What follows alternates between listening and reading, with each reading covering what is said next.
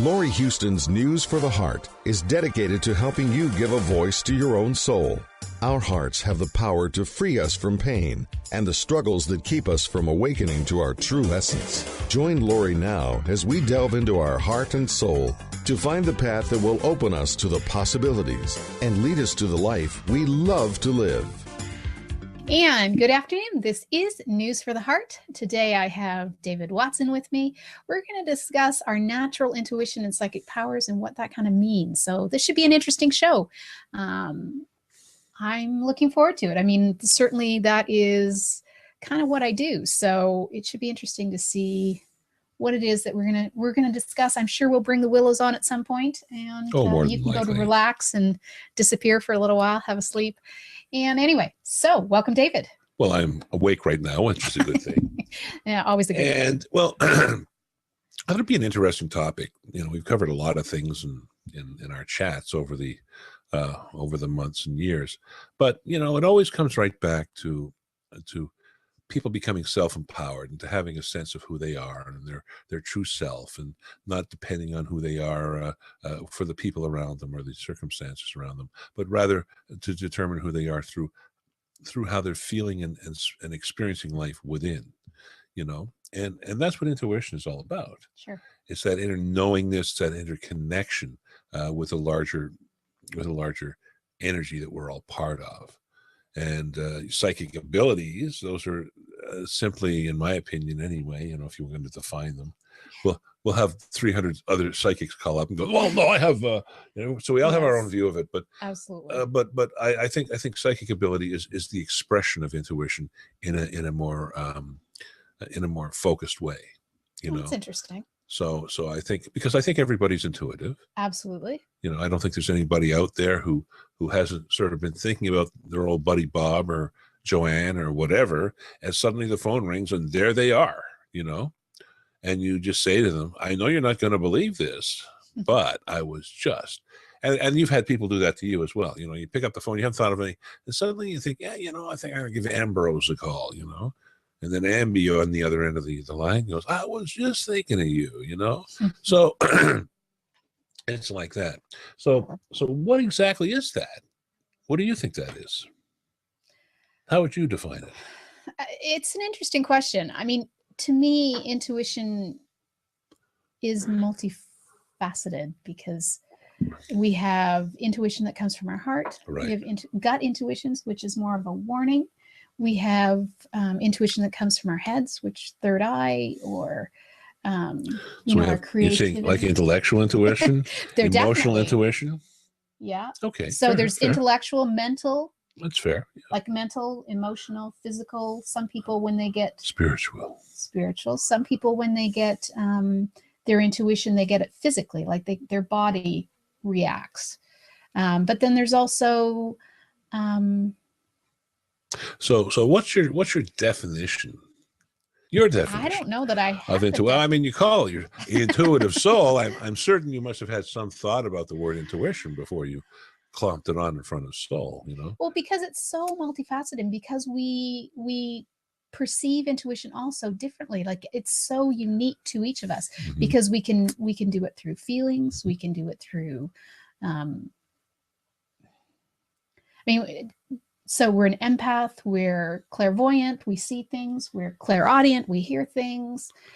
You know, there's so many different ways of experiencing intuition. I think it's those, you know, to me, it's always that gentle nudge that something is getting my attention or trying to get my attention. And for what purpose, though? For what purpose?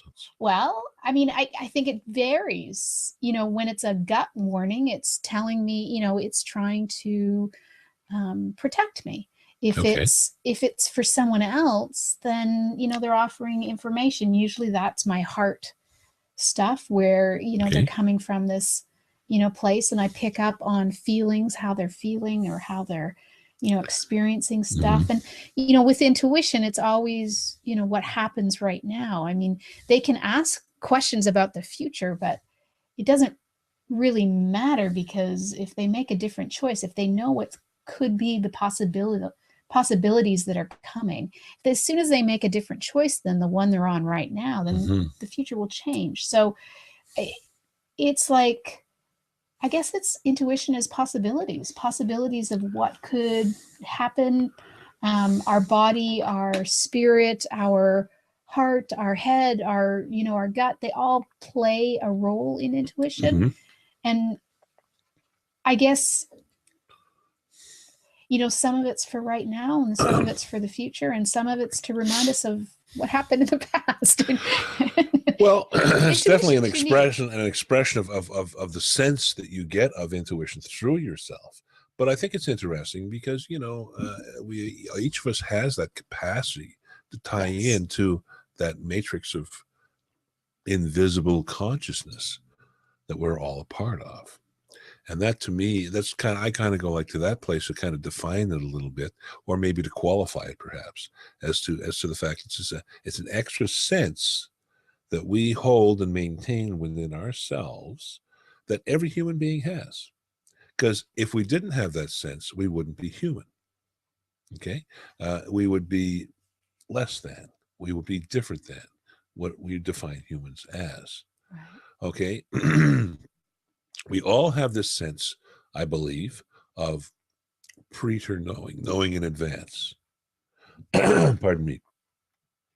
And it's things of that nature that I think that I've defined as intuitive as time goes on. Knowing something you can't know consciously through the information that you see around you. You have to connect with it in another level of consciousness outside of the normal Sherlock Holmes way of gathering information. So if you're just relying on your outside experience, or right, your outside factors, then no, intuition wouldn't work because intuition isn't part of. No, that's information gathering, and that's right. We have other terms for Although that. There's some pretty good shows out there that can prove that they are psychic or intuitive by using just the facts and logic. It's well, interesting. In actual fact, what that is a leap of faith in consciousness. It's kind of like filling in the blanks, so when you begin to see things around a person, isn't intuition just a leap of faith? Well, of course, intuition, that's the definition of intuition, is a leap of faith, putting faith in something that we have no idea as to whether it's true or not, but believing that it is and acting as if it is. Right. Or sometimes hoping that it is. So the intuition from that perspective. But, getting down to the brass tacks of it, like, if somebody's in the room with you, if you're not looking, suddenly you're aware, you've got this extra sense about you. We've got, there's different reasons that people have been given a few years, particularly the fact that our skin is made of the same fatty material as our brains, and that it's like our skin has this sensitivity and this nervous ability to sense all around us. So they're giving our skin the quality of a 360 degree way of viewing the world. Right. Kind of interesting, isn't it? Kind of like, and that could well be true. I mean, I've seen some high ranking Aikido masters and Hapkido masters on film, and they start moving before the person who comes towards them to do their demonstration. Before that person starts moving, they've already started moving. Yeah. It's very interesting. Just a millisecond before the person coming towards them, so that it's like they're sensing something or they're anticipating. But is it their aura or is it their skin? Is it what? Hey, listen, I didn't have anything like running on the guys. I just watched an old movie. Yeah, no, I've yes. But it's interesting when you see it slow down. You watch it in slow mo, particularly. Right. You can see what these guys are doing. So I don't know. I think that is intuition. Sure. I think that this is like an educated anticipation of something yet to come. But that's in the immediate physical. What about the things where we're not in any other state? Like, you're walking down the street or you're sitting beside somebody, and suddenly, on the streetcar or the subway, and suddenly you start feeling sad, and you turn around and there's somebody sitting across from you or beside you, and you're getting this feeling from them, and it's almost like what's going on in their minds, in their thoughts. And sometimes they'll even look at you and they might begin to talk to you. Right. So there's that opening. So intuition is a natural part of communicating that we have non-verbally as well. I would anticipate using that as one of the ways of describing it. Mm-hmm. So I think when you talk about intuitive soul, it's a beautiful combination of those two words, because the soul is intuition. Sure. In my candid opinion. I would agree. Yeah. Yeah. I mean, it's interesting. I mean, when I was trying to develop, because I closed and shut down my empathy when I was really young, because people found it too intrusive and I didn't know what was wrong. And so I just shut it down and closed it off. You hear that, folks? Don't think you're different. Okay. Yeah. Everybody has these experiences. They do, but sure they do. If you're not aware of it, or you're not I didn't even understand what they were getting upset with, like kids and stuff. I didn't know why they were upset. So I learned to really shut it down. So when some people have asked me, well, how do you do it? It's like, I'm not exactly sure. I can tell you how I would do it now. I can tell you how I can, be less sensitive, maybe close down my chakras, do something to, bring my energy back in. I don't usually read people unless, there's something really going on that I'm sensitive to. I call that communicating with intention with yourself. You can intend it, like people say, how do you do it inside? Well, I intend it to happen, and it does. And that's it. And that's exactly what it is, isn't it? Right.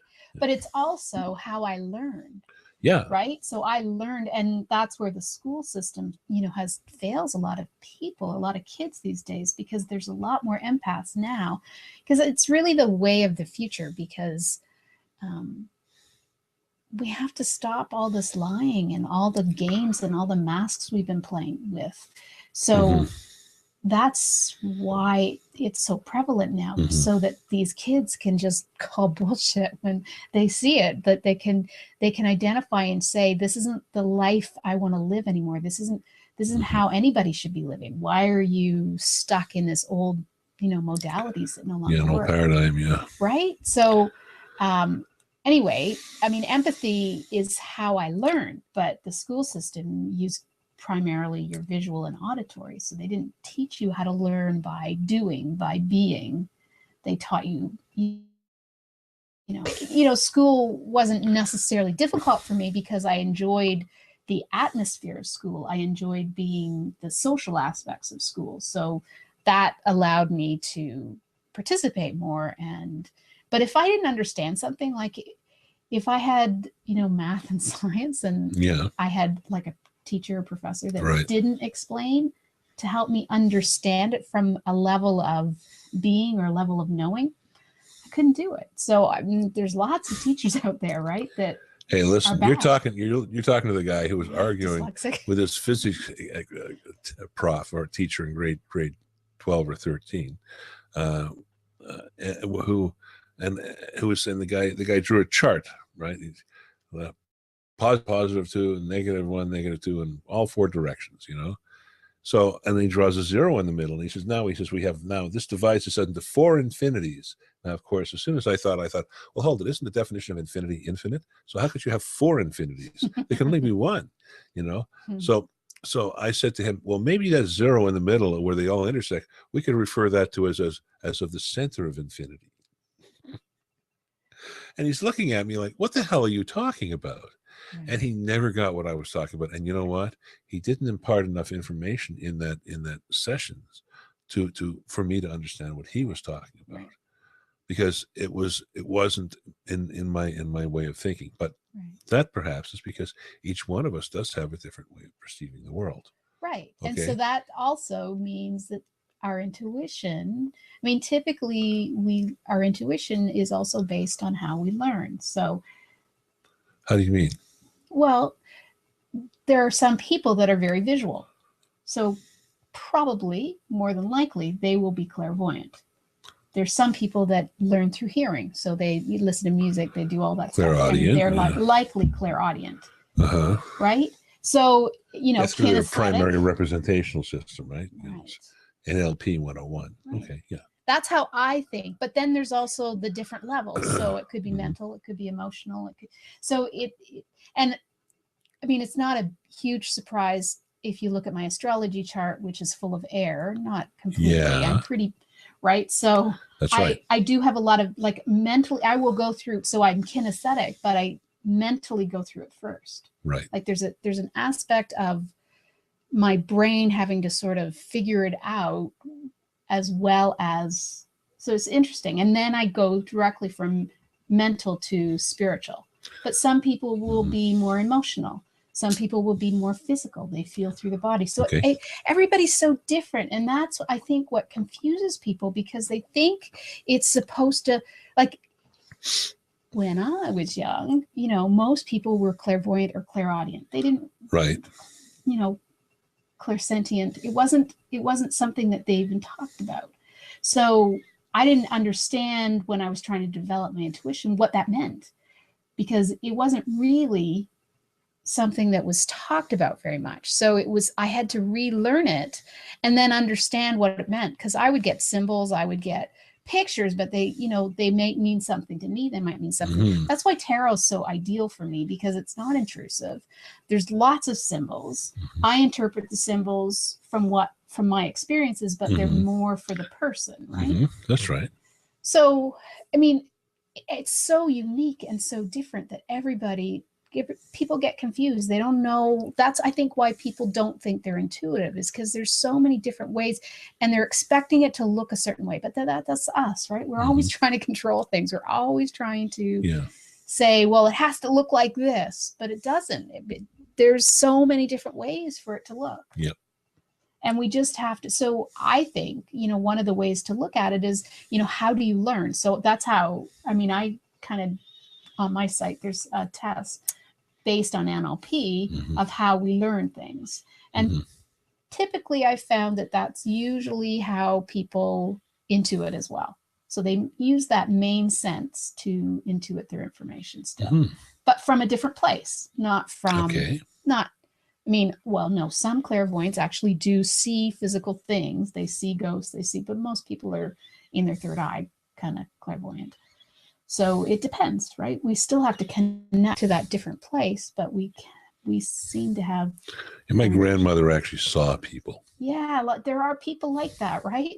And often when people want a psychic, they're looking for that type of person because they want that really detailed. But you see, the thing is that that kind of thing is more spontaneous than it is something that well, that's true, that you can just like pull out of a hat.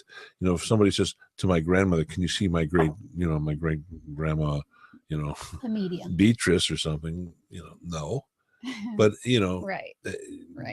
During the Second World War, one of the guys from well, it was. People, the neighborhood kids that grew up with her in the 30s, all went to war, and 3 or 4 of them were killed who lived on the street, and they all came to her, talked to her, and said, "You got to tell my mother." And so it's like, whoa. But so those are stories she told, around the dinner table. Right. So I think part of the learning has to do with accepting and believing and understanding that we can all do these things. I was very fortunate in my case, having a very wise and generous human being who understood the nature of her abilities and accepted them without question, and shared the stories with the rest of us as if we were being tutored, right, on these things. So total acceptance, exactly. Well, there is no doubt. You see, in our Judeo-Christian background, we're brought up to believe that stuff is booga booga. Yeah. Even though the Bible is all written after the fact, which means somebody channeled somewhere. Yeah, but that was back then, right? Yeah, exactly. You had to be. Nobody does anything. Nobody's a prophet anymore. Nobody sees the future. Nobody. Right. It all happened back then. It's just that little limiting period of time in our history where suddenly there was this brilliant flash of psychic abilities that then disappeared after the Bible was written. Right. And then and they use religion to say how bad we are, and it's like, wow, did your But you see, when we use names like Nostradamus, right? When we use names like Rasputin, Mm-hmm.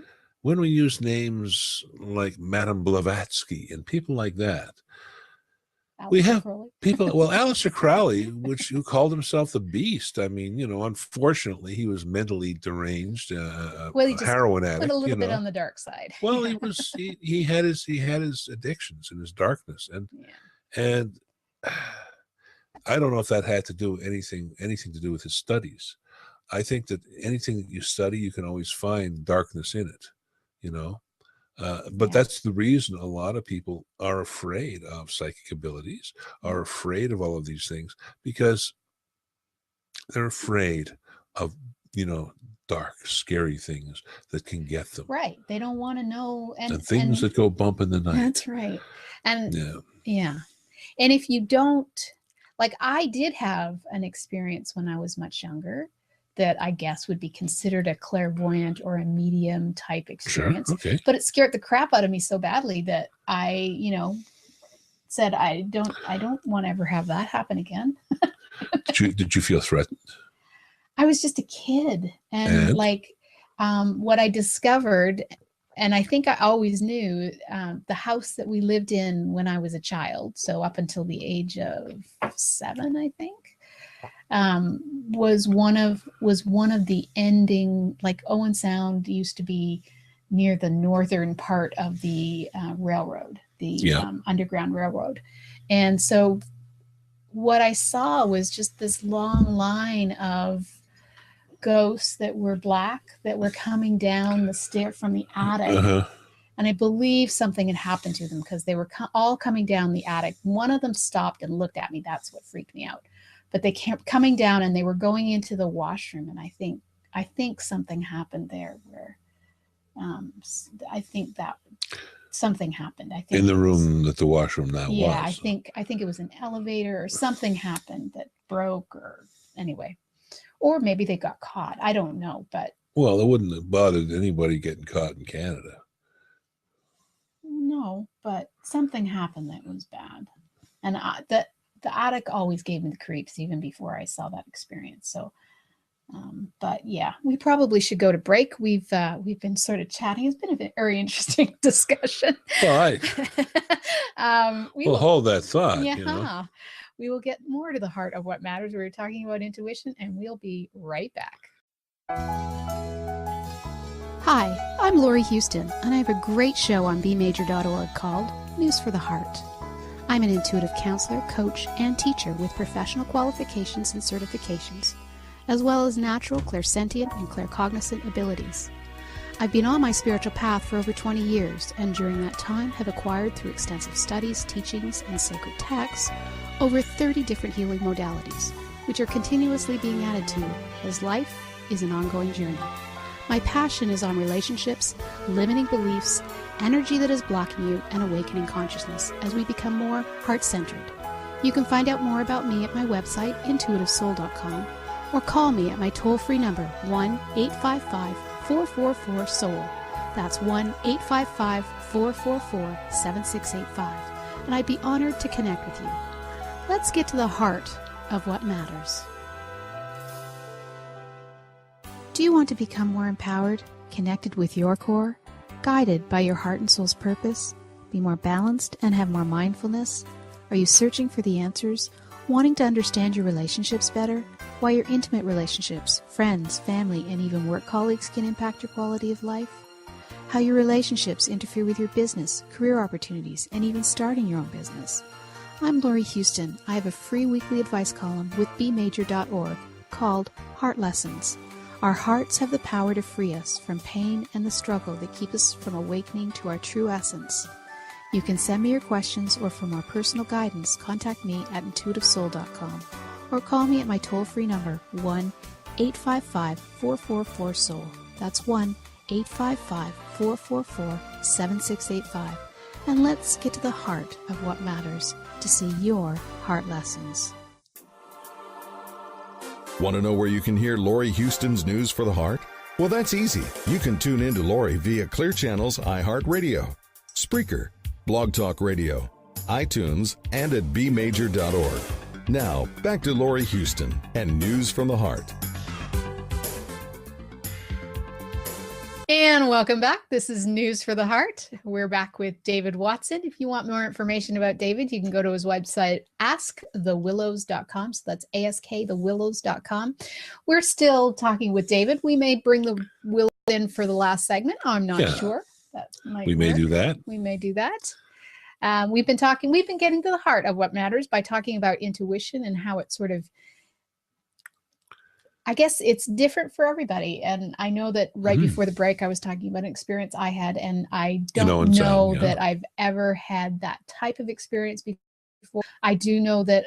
Have you had one since, a similar one? No, never. Interesting. No, I can feel things. But mostly I think I feel again through a mental picture first versus, which, can be difficult for people to understand, but that's kind of how it comes. Like it comes as a symbol or something. I mean, when I do my clearing work, I've done some things where, the hairs at the back of your neck or whatever will stand up straight. Sure. Done some clearing on some pretty nasty type things. But mostly I don't want to see, I want to see when I do stuff like that. I get intuitive hits a lot. And sometimes that may help the people that I'm doing the clearing for, although I'm not exactly sure. Sometimes it's kind of dark though. And it's an interesting experience, but it's not a visual so much. I mean, I think now, it kind of all blends. I think as you develop and play with your intuition, it does blend. I can hear things. I can see things. Mostly inside, though. It's more an inner thing versus an outer thing. That was really, to my knowledge, the only time I've had an experience of a visual outside. Well, now we're getting into the aspects here of not just intuitive experiences, but what we might call psychic experiences. That's outside of normal consciousness, where we encounter weren't anticipating. Probably in my life, some of the most powerful ones that I've ever experienced was when I was living in England.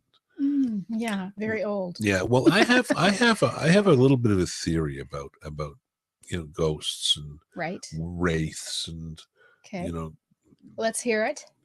Spiritual beings that frequent certain ruins and that sort of thing. Right. Well, my belief is that that these are usually seen in homes that have like a certain type of brick. And that's interesting. Then they have like wood, and then they have like some type of an insulator between them, and basically it creates almost like an orgone box. Oh, so you're thinking it's holding them in. So I think what it does is hold. I don't know if it holds the spirit, but it would almost be like an event where it was highly emotionally charged, then becomes locked into a certain part of a building where it's seen. Because a lot of people talk about when they see ghosts, the ghost does the same thing every time. Kind of like you're watching a rerun after a while. He gets up, walks across, goes over there, puts the candle down, walks through the wall, and people go, well, okay, so if that's the case, many hauntings describe that type of thing. I think they're caught in a loop of something that happened. Do you think that there's a consciousness there? I don't. No, not at all. I don't think there's a consciousness there at all. Typically, no. Typically, I would agree. I don't think there is. Yeah. I think the ones that are caught in the loop, those two blue jays up there, the ones that are caught in a loop seem to go through the experience over and over again. But there is some consciousness in some ghosts. See, I think from what I've experienced doing my clearing work and stuff, usually what happens is they pass with, when it's something that's not expected, or they have something either they're holding on to wanting to clear something up, or someone else is, and they're holding on to their energy and not letting them go. A lot of times I honestly believe it's the someone else. I think that there's someone else that has unfinished business with them and keeps thinking about them, like a spouse or, a child, or you know, a lot of times I think that's happens. But so if it's a violent, I think if it's a violent murder, it kind of gets caught up in a loop and the same things happen. And then they keep seeing the house the way it was. They don't see the new things that have happened to the house. They just keep seeing the house as the old thing. And so that loop just keeps happening because they're caught in that. They haven't stepped out of that. They haven't, you know, hell is just supposed to be a different dimension than heaven. But if you believe in hell, we get caught there, right? We think that we've done something bad. Well, everyone on the planet must believe in hell because we're all stuck here, it seems. Yeah, but after. So there's a level of consciousness that has to happen for us to step outside of it. I think that we all have the opportunity to go into the light. But if we are afraid, if we had something violent happen to us, or if we had unfinished business or somebody else had unfinished business, I think it gets us stuck. So I totally agree with that loop because I think that loop happens, but that loop is playing out that same event that either caused their demise or was really significant to them, and they just keep playing it. So then it becomes this, because that's what they say hell is this, it's something that keeps repeating until you can get to that consciousness where you can say, whoa, wait a minute, I've died or something's happened and I can leave. Like until you can get to that consciousness where you say, wait a minute, this isn't real anymore, or this just keeps happening. Like until they can go to that consciousness, that's when they can move into the light and take away the stuff that, but so some people I think are conscious. I think some people are more aware because they're trying to do something. And then I think there's lots that just aren't. Okay. That's my feeling. Okay. Because I felt some of them that seem to be just playing something out. And then sometimes that, you know, they're kind of aware. And you know, then I usually bring someone down to sort of help them go into the light. But yeah, I agree with what you're saying. Well, I leave that kind of stuff up to you. That's why all my clients who call me, I say, you know, we got some problems at home. Say, have I got someone for you? That's why I don't like going to a cemetery, you know. Yeah. There's like, but I mean, England would, you know, anything that's that well, old. You know, I think, you know, going back to my original thought about, you know, the actual physical surroundings, acting as some type of a, you know, a box that the energy gets trapped in. I believe that's true. My grandmother used to tell the story about this place she moved into. She bought a business with a huge apartment over top. But the apartment was as big as it was downstairs. So she put the family in. It was lovely. Right. And she's moved in, and within a week there, she wakes up in the middle of the night hearing some woman crying and going, would he? And she's going, what the hell? Would he? What? Goes over and she doesn't see. Anyway, she gets the thought. She said, well, maybe this is like a ghost or. So she talks to the next door neighbor, you know, after this has happened 2 or 3 times. And she says, like, I hear this woman's voice. And she goes, would he? And the woman just turned white. She said, what's the matter? She said, well, the people who lived in that house, that place was like, was closed for years. Oh, okay. And she said, because the people who owned it, the guy died in it. And then the woman, you know, got sick and died or something like that. But what happened was his name was Woody. He had a wooden leg. Oh. And he fell backwards down the stairs during an argument and broke his neck. Died on the spot. And she was going, would he? And that was the story, you know. So to me, that would indicate that she felt responsible in some way, and she was letting him go, right? That's why she felt responsible for the whole thing. Right. And after she passed, her energy went there, you know. Right. Or perhaps even she didn't have to pass to have her sense of guilt and shame, you know, penetrate and stay in that area. Like I say, like an orgone box. Yeah. Read about Wilhelm Reich on YouTube, folks, and orgone boxes. Fascinating stuff. But or listen to them or watch them. But you know, when it comes to these kind of things, I remember going into a church And a friend of mine had said, well, you know, he says, I've got one of the spires in the church. It was an old church built in the like 11th century by the wool merchants of Norwich. That was the town I was born in. So I went back there when I was a kid to stay for 2 or 3 years. And so we decided he'd gone to the rector at the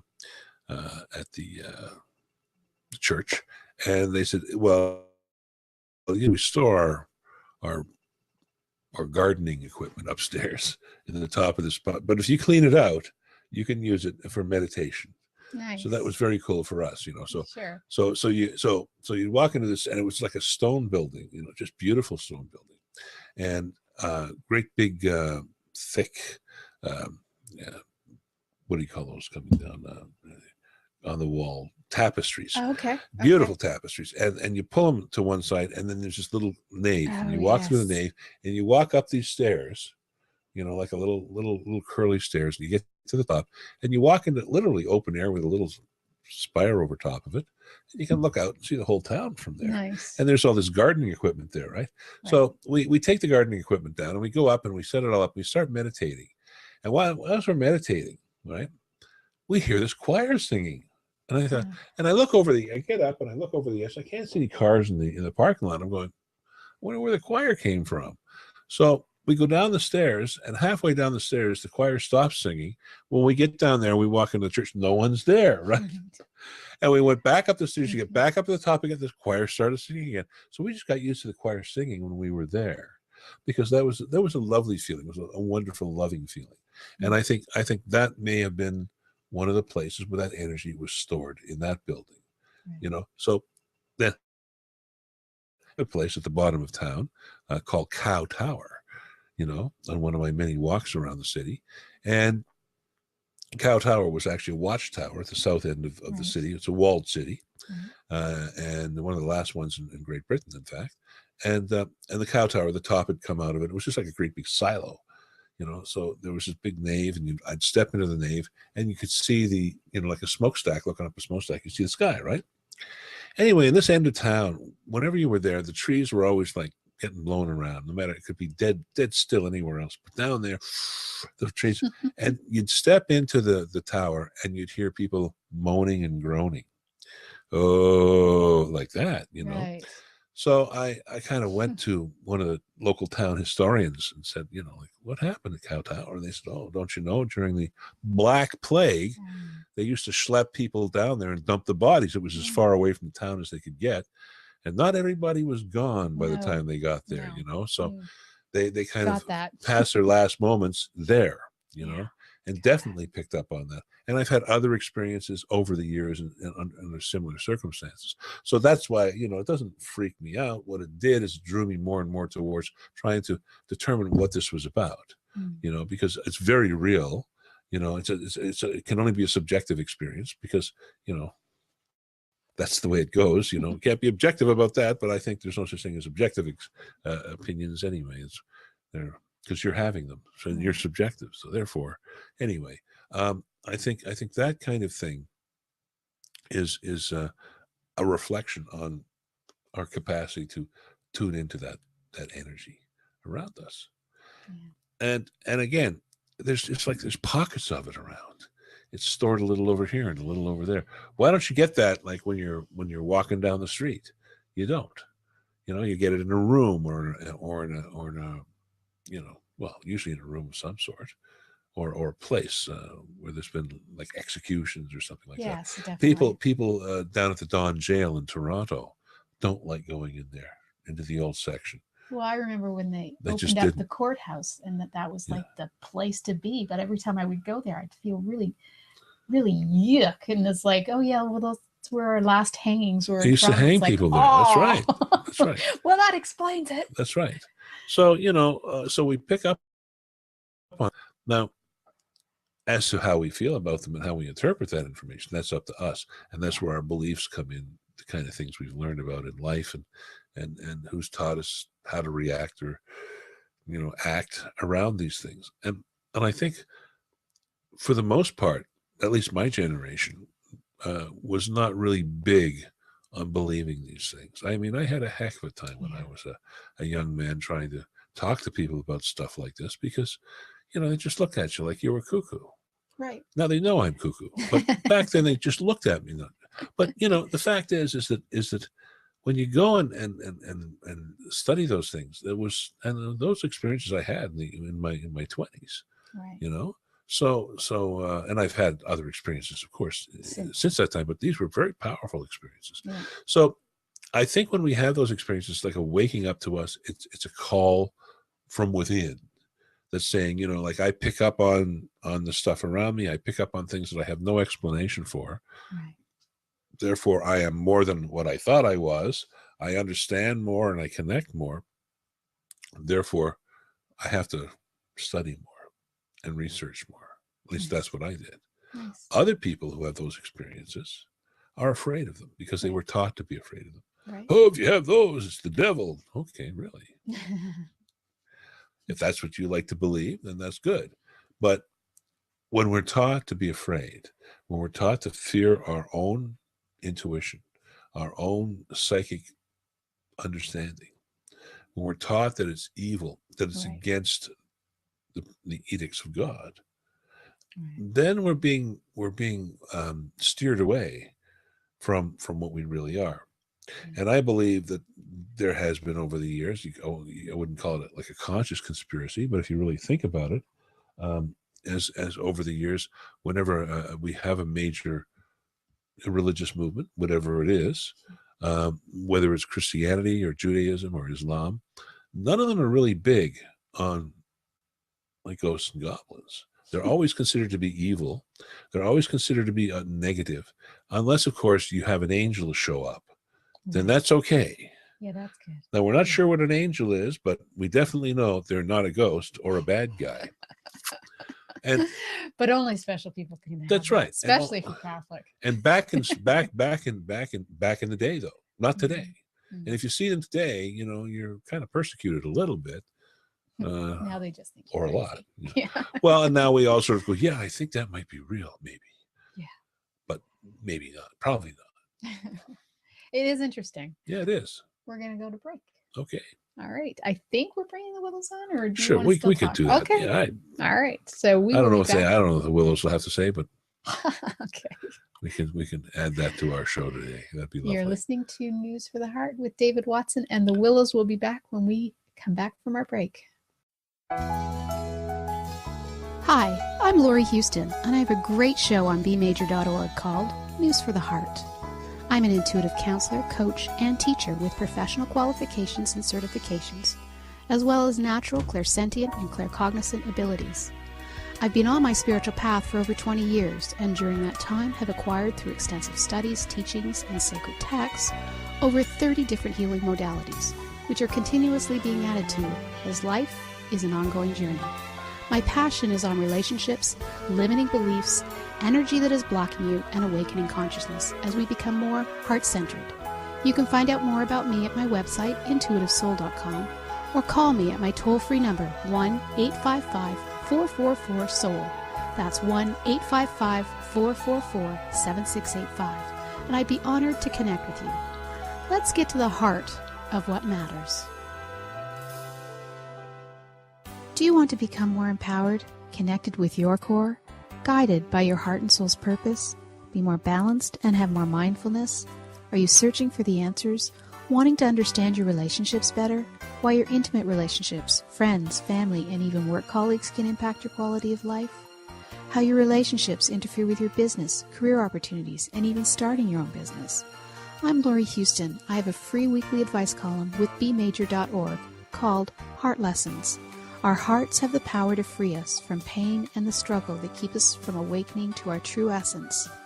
You can send me your questions, or for more personal guidance, contact me at intuitivesoul.com or call me at my toll-free number, 1-855-444-SOUL.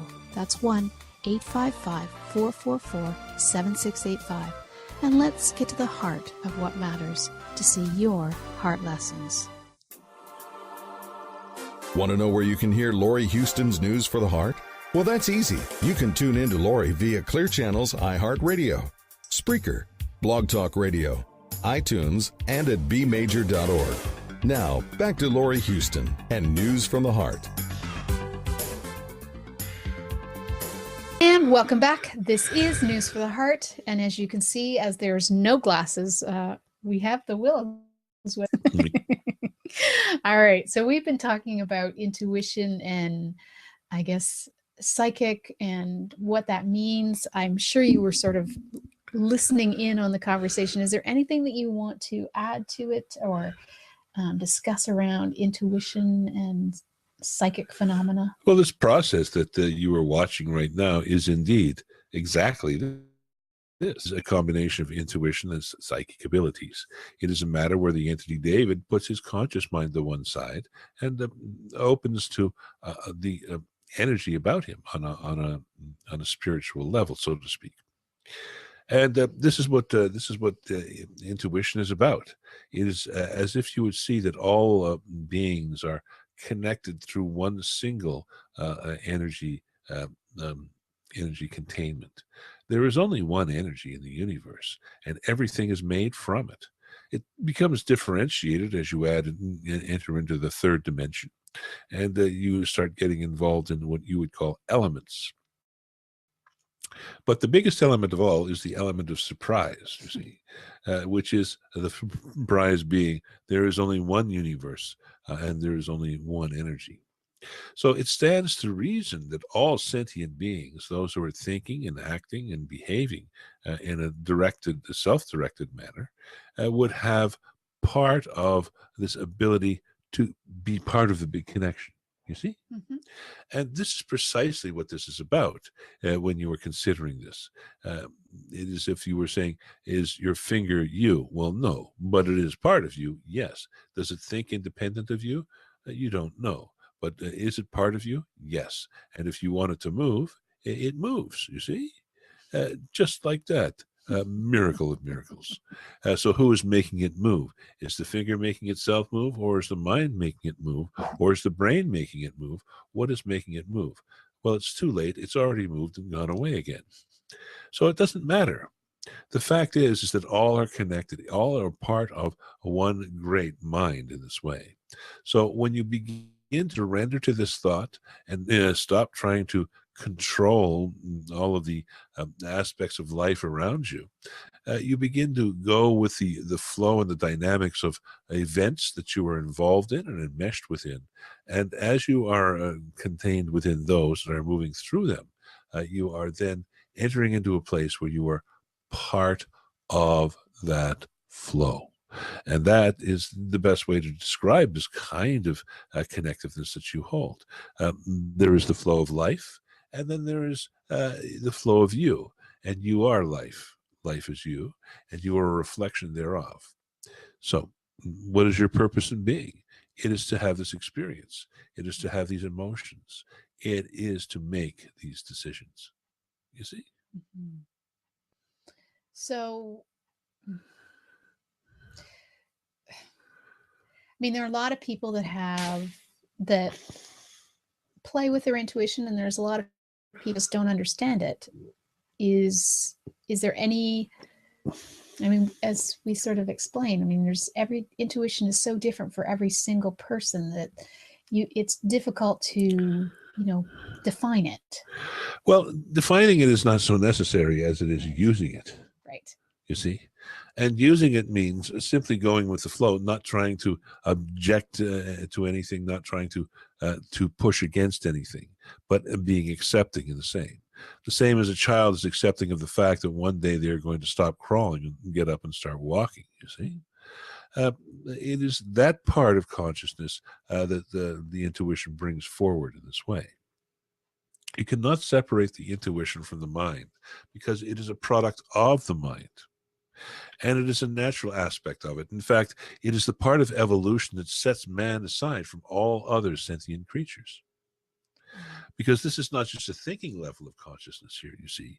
It now becomes intuitively in this way. It now becomes a directed way of anticipating and interacting with the world around oneself without prior knowledge of what is coming up. So by using the intuition, by allowing yourself to flow in that moment, in those circumstances, and not resisting, but jumping in, diving in, paddling along with the current of life. And then the intuition begins to work for you because you are not resisting it. Mm. You are not putting yourself into a place where you were trying to stop the world because you want to get off. You see? Right. You see? Okay. And for those people that are having difficulty even, I don't know, I mean, obviously trust is one of the biggest things with intuition. There's some people that just don't know even where to start. Would you have any suggestions? Well, we have a book written by a woman by the name of Laura Day. Practical Intuition. Practical Intuition, indeed, yes. Yes, that was my book. That was the one I used to. And it is the best. It is the best really way is. to get into practicing with one's own intuitive. Yeah. We can pretend that we are going to give you invaluable, brilliant information no one has ever heard, but we do not believe in reinventing the wheel. You see, she is a very intuitive human being with a good soul and a good heart. And the manner in which she presents the information and brings it forward is very, very matter of fact and very, very easy to understand. She was a lab rat. Her father was he was a surgeon, but he was like very high up in the medical field, and so she was basically used as a lab rat. So that's why it's very concise and very practical, because they just kept drilling her with questions, and she'd be on display with like the whole, hospital. It's very interesting. She's an interesting woman. Indeed, and proved to, without a doubt, that what she was doing was indeed natural. Yes. So this is a good way to develop intuition in this way and to take some time for it.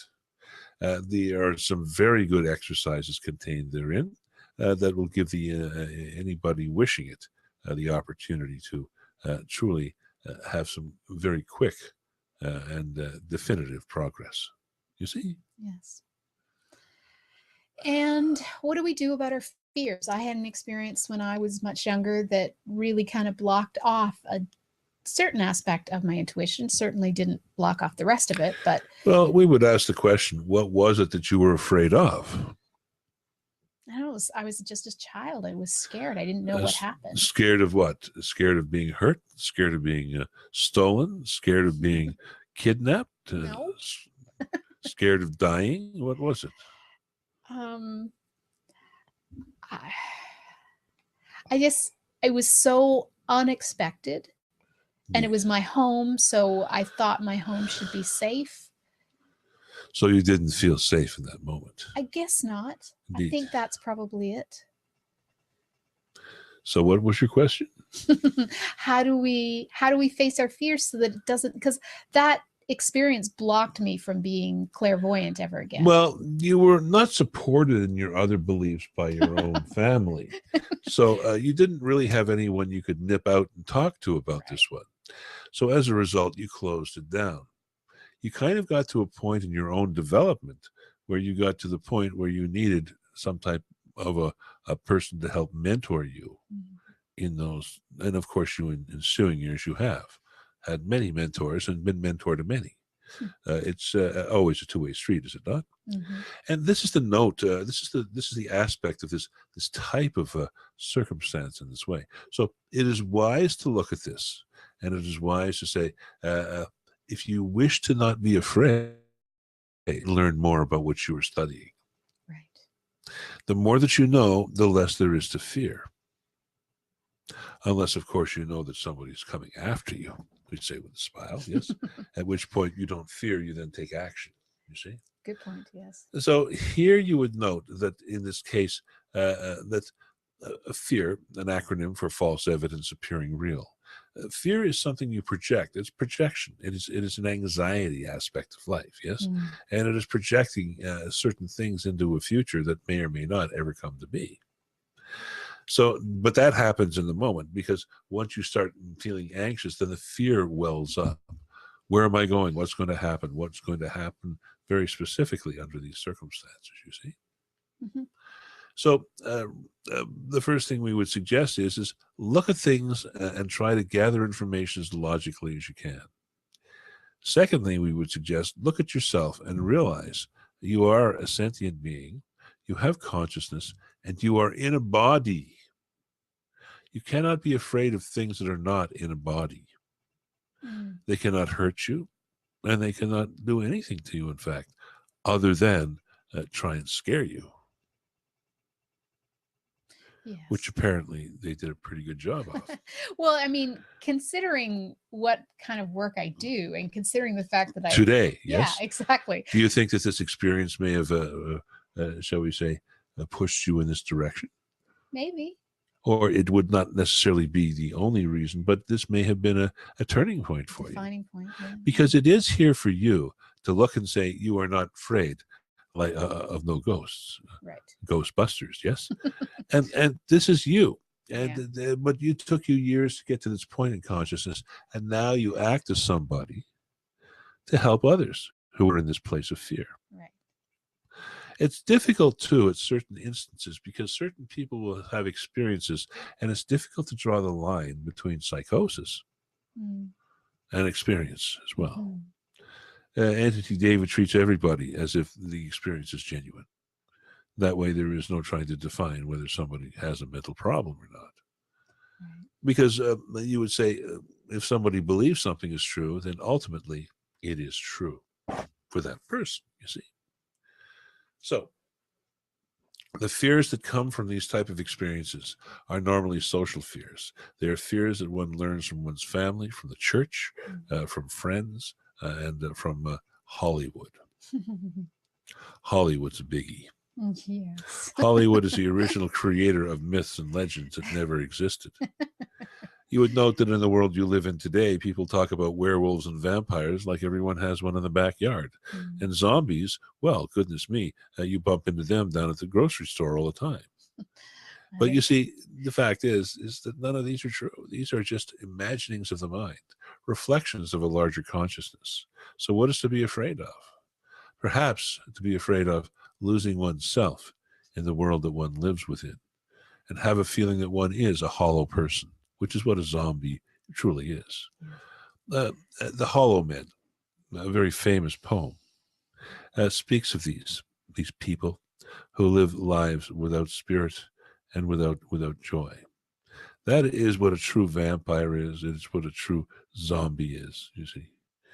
And these are things here that individuals have an opportunity to choose to have a greater and more enjoyable life experience instead of having these fears and instead of holding on to these impossible myths about imaginary beings in this way. But that is what the human mind appears to need. But we would say it needs more than that. It needs to have a good experience, one that gives a sense of joy and a sense of self-awareness, which is exactly what this kind of situation is all about, in which one begins to look at a situation, and instead of being afraid of it, one then begins to research it, and one begins to embrace it, and one begins to understand it in a different way. You see? Yes, definitely.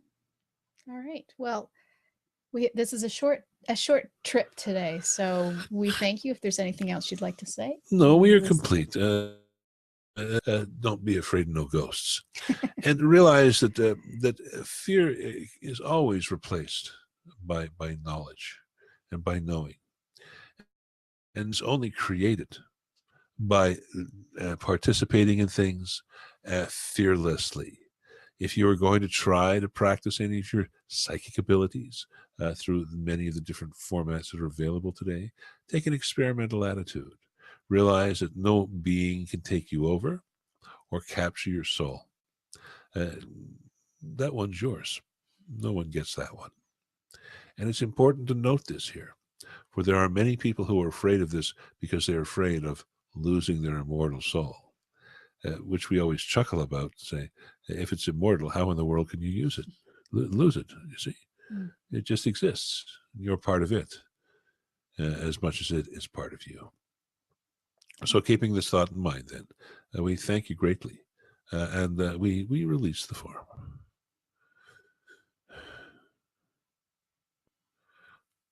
Oh. All right. Well, we've had a very fascinating show today. Have we now? Well, I think so, yes. I think it was an interesting discussion about possibilities with regards to intuition and psychic abilities. Well, I hope so. I think everyone should give themselves a little bit of a chance to go out and have other things. Absolutely. Yeah. All right. You have been listening to News for the Heart. We have been getting to the heart of what matters, and we'll be back next month. Have a question for Laurie and want to be on the next News from the Heart show? Drop us a line via instant feedback at bmajor.org. News from the Heart is brought to you by Intuitive Soul and is produced by Major Radio for Clear Channel's iHeartRadio and bmajor.org.